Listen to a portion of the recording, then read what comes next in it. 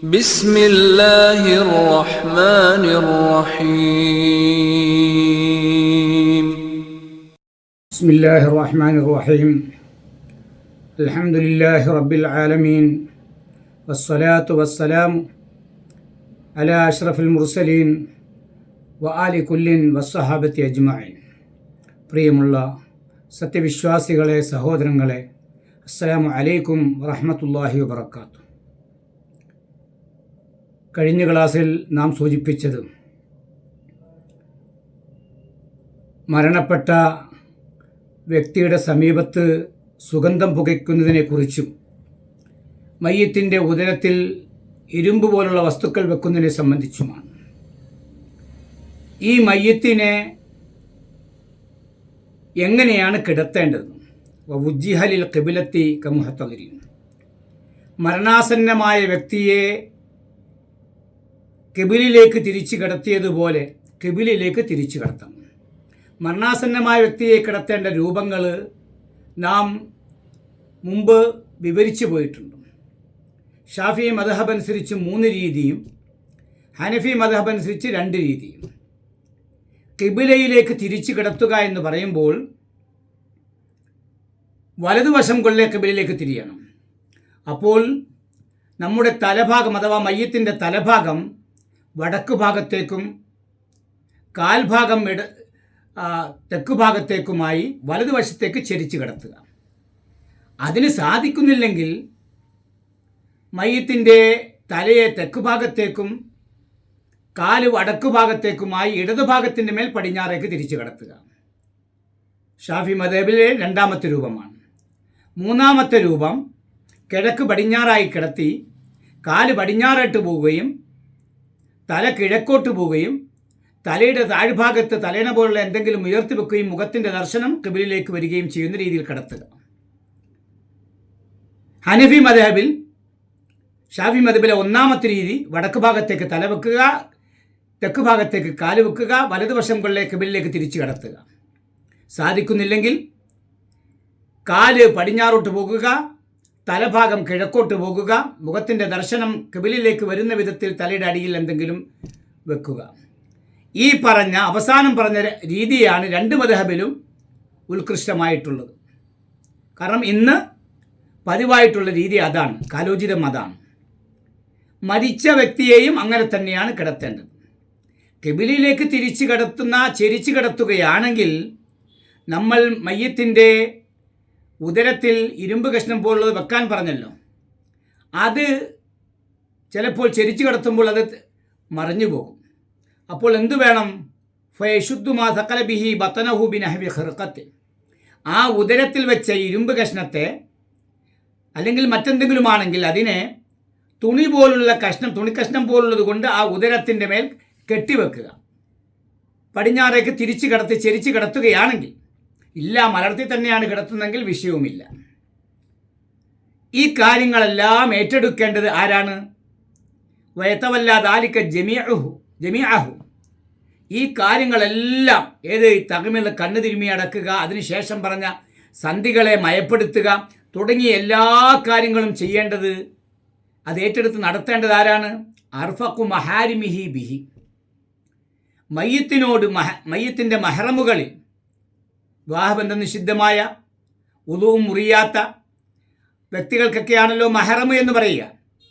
അപ്പോൾ ഈ മയ്യത്തിൻ്റെ മഹറമുകളിൽ മയ്യത്തിനോട് ഏറ്റവും അലിവുള്ള ദയവുള്ള വ്യക്തികളായിരിക്കണം ഇത്യാദി കാര്യങ്ങൾ ഏറ്റെടുത്ത് നടത്തേണ്ടത്. റൗള എന്ന കിതാബിൽ പറയുന്നുണ്ട്, വയതവല്ലാഹു റിജാലു മിന റിജാലി വന്നിസാഉ മിനൻ നിസായി, പുരുഷന്മാരിൽ ആ പുരുഷനാണ് മരിച്ചെങ്കിൽ അതിൻ്റെ കാര്യങ്ങൾ ഏറ്റെടുത്ത് നടത്തേണ്ടത് പുരുഷന്മാർ, സ്ത്രീകളാണ് മരിച്ചെങ്കിലോ അവരുടെ കാര്യങ്ങൾ ഏറ്റെടുത്ത് നടത്തേണ്ടത് സ്ത്രീകൾ. ഫൈൻ തവല്ലാഹു റിജാലു മിൻ നിസാഇൽ മഹാരിമി അവിൻ നിസാഉ മിൻ റിജാലിൽ മഹാരിമി ജാസ, ഇനി മഹറമായ സ്ത്രീകൾ അവരിൽ നിന്ന് ആരെങ്കിലുമാണ് മരിച്ചത്, ആ കാര്യങ്ങളൊക്കെ ഏറ്റെടുത്ത് നടത്തുന്ന പുരുഷന്മാരാണെങ്കിൽ, അല്ലെങ്കിൽ മഹറമായ പുരുഷന്മാരുടെ കാര്യം ഏറ്റെടുത്ത് നടത്തുന്ന സ്ത്രീകളാണെങ്കിൽ ജായിസാണ്. മഹറമായ പുരുഷനാണ് മരിച്ചിരിക്കുന്നത്, തൊട്ടാ വുളുവൊന്നും മുറിയില്ല, വിവാഹബന്ധം നിഷിദ്ധമായ സഹോദരനാണ്, വാപ്പയാണ്, ഇങ്ങനെയുള്ള വ്യക്തികളൊക്കെയാണ്. എന്നാൽ ആ മഹറമായ സ്ത്രീയുടെ കാര്യങ്ങൾ ഏറ്റെടുത്ത് പുരുഷൻ നടത്താം. അതുപോലെ മഹറമായ പുരുഷനാണ് മരിച്ചെങ്കിൽ മഹറമായ ആ സ്ത്രീക്ക് ആ കാര്യങ്ങൾ നടത്താം. അത് ജായിസാണ്. അദ്റഈ ഇമാം റഹ്മത്തുള്ളാഹി അലൈഹി പറഞ്ഞു, വസൗജു കൽ മഹറം, ഭർത്താവ് മഹറമിനെ പോലെ തന്നെയാണ്. ഭർത്താവിനും എന്ത് ചെയ്യാം? ഈ കാര്യങ്ങൾ ഏറ്റെടുത്ത് നടത്താം. കണ്ണ് തിരുമ്മി കൊടുക്കുക തുടങ്ങിയ കാര്യങ്ങളൊക്കെ ഭർത്താവിനും ഏറ്റെടുത്ത് നടത്താമെന്നാണ് ഇമാം അദ്റഈ റഹ്മത്തുള്ളാഹിയുടെ അഭിപ്രായം. വയജൂസു മിനൽ അജാനിബി മഅ ഗള്ളിൽ ബസ്രി ബിലാ മസ്, എന്നാൽ അന്യരായ പുരുഷന്മാരാണ് അല്ലെങ്കിൽ അന്യരായ സ്ത്രീകളാണ് അവിടെ ഉള്ളൂ, അവരാണ് ഈ കൈകാര്യങ്ങൾ ചെയ്യുന്നതെങ്കിൽ കണ്ണടച്ചുകൊണ്ട് ആ മയ്യത്തിനെ സ്പർശിക്കാതെ കയ്യിൽ ഉറയോ മറ്റോ എന്തെങ്കിലും ധരിച്ച് ആ മയ്യത്തിനെ ഇത്യാദി കാര്യങ്ങൾ ഏറ്റെടുത്ത് നടത്തണം. അന്യരേ ഉള്ളൂ. ആ അന്യരായ വ്യക്തികളാണ്, പുരുഷനോ സ്ത്രീയോ ആണ്. മയ്യത്തിനെ സംബന്ധിച്ചിടത്തോളം ഇവർ അന്യരാണ്. എന്നാൽ കണ്ണടച്ച ആ മയ്യത്തിനെ നോക്കാൻ പാടില്ല, ഹറാമാണ്. സ്പർശിക്കാതെ കയ്യിൽ തുണി ചുറ്റിക്കൊണ്ടോ കയ്യിൽ ഉറയിട്ടുകൊണ്ടോ എന്ത് ചെയ്യുക? ഇത്യാദി കാര്യങ്ങൾ ഏറ്റെടുത്ത് നടത്തുക. എന്നാൽ ഇമാം റംലി റഹ്മത്തുള്ളാഹി അലൈഹി ഈ അഭിപ്രായത്തോട് വിയോജിപ്പാണ് പ്രകടിപ്പിച്ചിട്ടുള്ളത്. ഇത് ഷാഫി മദ്ഹബിന്റെ കൽബുകളുടെ കിതാബുകളിൽ കാണാൻ കഴിയും. അപ്പോൾ ഹനഫി മദ്ഹബിലും പുരുഷനെയും സ്ത്രീയെയും എന്ന നിലക്കാണ് ഇക്കാര്യങ്ങൾ ഏറ്റെടുത്ത് നടത്തേണ്ടത്. കണ്ണു തിരുമ്മി അടക്കുക തുടങ്ങിയ കാര്യങ്ങളൊക്കെ പുരുഷന്റെ കാര്യങ്ങൾ, പുരുഷനായ മയ്യത്താണെങ്കിൽ പുരുഷന്മാർ ഏറ്റെടുക്കുക, സ്ത്രീയായ മയ്യത്താണെങ്കിൽ സ്ത്രീകൾ ഏറ്റെടുക്കുക. അങ്ങനെയാണ് ഈ കാര്യങ്ങളൊക്കെ നിർവഹിക്കേണ്ടതും നേതൃത്വം കൊടുക്കേണ്ടതും. ഒരു കാരണവശാലും അന്യപുരുഷന്റെ മയ്യത്തിനെ സ്ത്രീക്കോ അന്യസ്ത്രീയുടെ മയ്യത്തിനെ പുരുഷനോ നോക്കലും തൊടലും എല്ലാം അനുവദനീയമല്ല. അക്കാര്യം ശ്രദ്ധിക്കണം. ഇനി നമ്മൾ മനസ്സിലാക്കേണ്ട മറ്റൊരു കാര്യം, മയ്യത്തിൻ്റെ അടുക്കൽ ആർക്ക് നിൽക്കാം? അവിടെ ആർക്ക് കുറേ നേരം നിൽക്കാം? ആ മയ്യത്തിൻ്റെ അടുക്കൽ ആർക്ക് നിൽക്കാൻ പാടില്ല എന്ന കാര്യം നമ്മൾ മരണാസന്നമായ വ്യക്തിയുടെ അടുക്കൽ ആർക്കാണ് അനുവദനീയമായിട്ടുള്ളത്, ആർക്കാണ് അനുവദനീയമല്ലാത്തത് എന്ന കാര്യം നമ്മൾ സംസാരിച്ചിട്ടുണ്ട്. അവിടെ ആർക്ക് നിൽക്കാം, ആർക്ക് നിൽക്കാൻ പാടില്ല, ആരെ അവിടെ നിന്ന് ഒഴിവാക്കണം, ആരെ ഒഴിവാക്കാൻ പാടില്ല എന്ന അഭിപ്രായങ്ങളുണ്ട്. അത് ഏറ്റവും നല്ലത് എന്ത് വേണം? ഈ ഹൈലുകാരികൾ, നിഫാസുകാരികൾ, ജനാപത്തുകാർ ഇവരെല്ലാം സ്വയം അവിടെ നിന്ന് ഒഴിവായി പോകലാണെന്നല്ല. കാരണം റഹ്മത്തിൻ്റെ മലക്ക് ഇറങ്ങുന്നതിന് തടസ്സമാണ് ഇവർ അവിടെ നിൽക്കൽ. അപ്പോൾ സ്വയം അവിടെ നിന്ന് ഒഴിവായി പോകലാണ് നല്ലത്. ഇക്കാര്യം വിശദമായിട്ട് മരണാസന്നമായ വ്യക്തിയുടെ അടുക്കൽ ഹാജരാകുന്നതിനെ കുറിച്ച് പറയുന്ന ഭാഗത്ത് വിശദീകരിച്ച് പറഞ്ഞിട്ടുണ്ട്. അതാണ് നമ്മൾ ചെയ്യേണ്ടത്. പിന്നെ ഒരാൾ മരണപ്പെട്ടാൽ മരണവാർത്ത വിളംബരം ചെയ്യാമോ, വിളംബരം ചെയ്യാൻ പാടില്ലേ? അത് അനുവദനീയമാണോ, അനുവദനീയമല്ലേ? പള്ളികളിലെല്ലാം വിളിച്ചു പറയലുണ്ട്, ഇന്നയാൾ മരണപ്പെട്ടിരിക്കുന്നു, കബറടക്കം ഇന്ന സമയത്താണ്, നാളെയാണ്, അല്ലെങ്കിൽ ഇന്ന സമയത്താണ് എന്ന് വിളിച്ചു പറയാറുണ്ട്. ഇത് അനുവദനീയമാണോ അല്ലയോ? അപ്പോൾ അങ്ങനെ വിളിച്ചു പറയുക, തൻ്റെ ബന്ധുക്കളെയും സ്നേഹിതരെയും അറിയിക്കുക, അത് ഹനഫി മദ്ഹബിൻ്റെ കിതാബിൽ പറയുന്നത് മുസ്തഹബാണ്. പ്രത്യേകിച്ച് മരണപ്പെട്ടയാൾ ആദരണീയ വ്യക്തികളാണെങ്കിൽ അത് പ്രത്യേകം തെരുവിലൂടെ, മാർക്കറ്റിലൂടെ ഒക്കെ പരസ്യപ്പെടുത്തിക്കൊണ്ട് വിളംബരം ചെയ്യണമെന്നാണ്. ലാ ബഅസബി ഇഅലാമിൻ നാസി ബി മൗതിഹി, മരിച്ചയുടെ മരണം ജനങ്ങളെ അറിയിക്കുന്നതുകൊണ്ട് കുഴപ്പമില്ല. ബൽ എന്ന് മാത്രമല്ല, കുഴപ്പമില്ല എന്ന് മാത്രമല്ല, യുസ്തഹബ്ബു, മുസ്തഹബാണ്, ലി തക്സീരിൽ മുസല്ലീന അലൈഹി, ആ മയ്യത്തിൻ്റെ മേൽ നമസ്കരിക്കുന്നവർ അധികരിപ്പിക്കാൻ വേണ്ടി, ഒത്തിരി ആൾക്കാർ, ധാരാളം ആൾക്കാർ വന്നു ചേരാൻ, നിസ്കരിക്കാൻ തയ്യാറാകാൻ വേണ്ടി വിളംബരം ചെയ്യൽ, പരസ്യപ്പെടുത്തൽ, അറിയിക്കൽ മുസ്തഹബാണ്. നിഹായ എന്ന കിതാബിൽ കാണാം,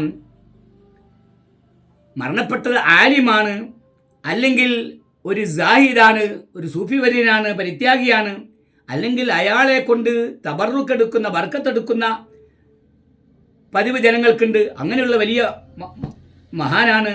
അങ്ങനെയൊക്കെ ആണെങ്കിൽ ഫഖദ് ഇസ്തഹസന ബഅദുൽ മുതഅഖിരീന അൻ നിദാഅ ഫിൽ അസ്വാഖി, മാർക്കറ്റിലൂടെ ഇത് വിളംബരം ചെയ്യൽ നല്ല കാര്യമാണെന്ന് പിൻഗാമികളായ പണ്ഡിതന്മാർ പറഞ്ഞിട്ടുണ്ട്. അതാണ് അസഹായ ശരിയായ അഭിപ്രായം. മശായിഖന്മാരിൽ ധാരാളം പേര് അങ്ങനെ ജനാസയെ മയ്യത്ത് മരിച്ചു എന്ന് വിളംബരം ചെയ്യൽ കുഴപ്പമില്ല എന്ന് അഭിപ്രായപ്പെട്ടിട്ടുണ്ട്. എന്താണ്, ബന്ധുക്കളും സ്നേഹിതരുമൊക്കെ മയ്യത്തിനോടുള്ള ഹക്ക് നിർവഹിക്കാൻ ഇങ്ങനെ പരസ്യം ചെയ്യൽ നല്ലതാണെന്ന് അവരും പറഞ്ഞിട്ടുണ്ട്. പക്ഷേ പെരുമ കാണിക്കാൻ വേണ്ടിയോ പൊങ്ങച്ചം നടിക്കാൻ വേണ്ടിയോ ഒന്നും ആകാൻ പാടില്ല. അപ്പോൾ ഹനഫി മദ്ഹബിന്റെ മറാഖിൽ ഫലാഹിലൊക്കെ കാണാൻ കഴിയും. മയ്യത്ത് നിസ്കാരം, മയ്യത്ത് പരിപാലനം എന്നിവയ്ക്ക് ആളുകളെ വർദ്ധിപ്പിക്കാൻ മരണവാർത്ത അറിയിക്കാം, അത് സുന്നത്താണ്. ഷാഫി മദ്ഹബിന്റെ തുഹഫയിലൊക്കെ കാണാൻ കഴിയും. ഒരു ഉദ്ദേശവുമില്ല, ആളെ അധികരിപ്പിക്കുക എന്നുള്ള ഉദ്ദേശം ഒന്നും ഇല്ലെങ്കിലോ വിവരം അറിയിക്കുന്നതിന് കുഴപ്പമില്ല, അത് ഷെർവാനിയിലും കാണാം. മയ്യത്തിൻ്റെ മഹത്വങ്ങൾ പുകഴ്ത്തി പറയുക അതൊന്നും പാടില്ല, അത് ഇസ്ലാമിക സംസ്കാരമല്ല. അങ്ങനെ പുകഴ്ത്തി പറയുക, മദ്ഹൊക്കെ പറയുക അത് കറാഹത്താണ് എന്നും തുഹഫയിൽ കാണാൻ കഴിയും. അർഹമുർ-റാഹിമീനായ തമ്പുരാൻ മയ്യത്തിനോടുള്ള കടപ്പാടുകൾ ഇത്യാദി ചെറുതും വലുതുമായ സുന്നത്തുകളും മറ്റ് കാര്യങ്ങളൊക്കെ നിർവഹിക്കാൻ നമുക്ക് തൗഫീഖ് നൽകുമാറാകട്ടെ. നമ്മിൽ നിന്ന് മരണപ്പെട്ടു പോയ നമ്മുടെ പ്രിയപ്പെട്ട മാതാപിതാക്കൾ, വന്യരായ ഗുരുനാഥന്മാർ, ഭാര്യ ഭർത്താക്കന്മാർ, സന്താനങ്ങൾ, കൂട്ടുകുടുംബാദികൾ, ബന്ധുമിത്രാദികൾ, നാമുമായി ബന്ധപ്പെട്ടവർ, മറ്റ് സത്യവിശ്വാസികൾ എല്ലാവരെയും അള്ളാഹുവിൻ്റെ സ്വർഗ്ഗത്തിൽ ഒരുമിച്ചൂട്ടി അനുഗ്രഹിക്കുമാറാകട്ടെ. നമ്മിൽ ആരെല്ലാം രോഗം കൊണ്ട് പരീക്ഷിക്കപ്പെടുന്നവരുണ്ടോ, മാനസികമായും ശാരീരികമായും സാമ്പത്തികമായും ക്ലേശങ്ങൾ അനുഭവിക്കുന്നവരുണ്ടോ, എല്ലാവരുടെയും ബുദ്ധിമുട്ടുകൾ, പ്രയാസങ്ങൾ, ദുരിതങ്ങൾ, രോഗങ്ങളെല്ലാം മാറ്റി മനസ്സിനും ശരീരത്തിനും റാഹത്തും സന്തോഷം അള്ളാഹു നൽകി അനുഗ്രഹിക്കുമാറാകട്ടെ. ഈമാനോടുകൂടെ ജീവിച്ച് ഈമാനോടുകൂടെ മരിക്കാൻ അള്ളാഹു തആല നമുക്ക് തൗഫീഖ് നൽകുമാറാകട്ടെ. വാഖിറു ദഅവാന അനിൽ ഹംദുലില്ലാഹി റബ്ബിൽ ആലമീൻ. അസ്സലാമു അലൈക്കും വറഹ്മത്തുള്ളാഹി വബറകാതുഹു.